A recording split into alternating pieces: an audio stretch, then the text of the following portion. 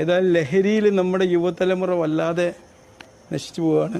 അതിനിടയിൽ അവരെ രക്ഷപ്പെടുത്താനും അല്ലെ, അതിന് മാത്രമല്ല ജീവിതത്തെ രക്ഷപ്പെടുത്താനും വേണ്ടിയിട്ട് നമ്മളെ ഭാരത സർക്കാരുണ്ട് അല്ലേ, സാമൂഹ്യനീതി വകുപ്പിൻ്റെ ഇതിൽ. പിന്നെ no to drugs yes to life അല്ലേ, ലൈഫാണ് നമ്മളെ ലഹരി, അത് നഷ്ടപ്പെടുത്താൻ ഇത് കാരണമാവരുത് അല്ലേ. ഈ മിഷനോട് ഇപ്പോൾ നിങ്ങൾ എന്തൊക്കെ ഉപയോഗിക്കുന്നത്? No to drugs yes to life. ഇതുവരെ എനിക്കൊരു 2 ടീഷർട്ട് കൊണ്ടുവന്നിരുന്നു, പക്ഷെ അത് നമ്മൾ ഒരു കുടവേറൻ പറ്റിയില്ല. അതെന്താ നിങ്ങൾ ഇതുകൊണ്ട് ഉദ്ദേശിക്കുന്നത് എന്തൊക്കെയാണ്? അപ്പോൾ ഈ നമുക്ക് ഇപ്പോഴത്തെ പുതിയ കുട്ടികളിൽ പോലും ലഹരി കണ്ടെത്തുന്ന ഒരു സംരംഭമാണ്.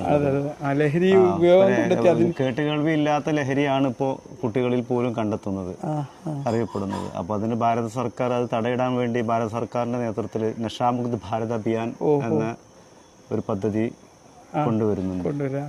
അപ്പോൾ അത് ജില്ലാ സാമൂഹിക ഓഫീസാണ്, ജില്ലാ ഭരണകൂടം കൂടിയിട്ടാണത്.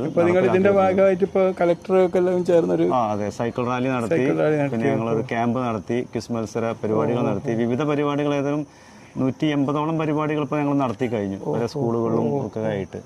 അതിന്റെ ഒരു ഇമ്പാക്ട് കുട്ടികളിലൊക്കെ ഉണ്ടാവുന്നുണ്ട്. ഇപ്പോൾ ഏകദേശം ഇപ്പോൾ ഞങ്ങളുടെ അറിവിൽ തന്നെ ഏകദേശം 12ഓളം കുട്ടികളിൽ നിന്ന് അത് ലഹരി നിർത്തിയതായിട്ട് ഞങ്ങൾ അറിയാൻ സാധിച്ചു. നമുക്ക് കുട്ടികൾക്കൊരു മറ്റൊരു പോസിറ്റീവ് ലഹരി കണ്ടെത്തി കൊടുക്കാൻ കളികളിലൂടെ.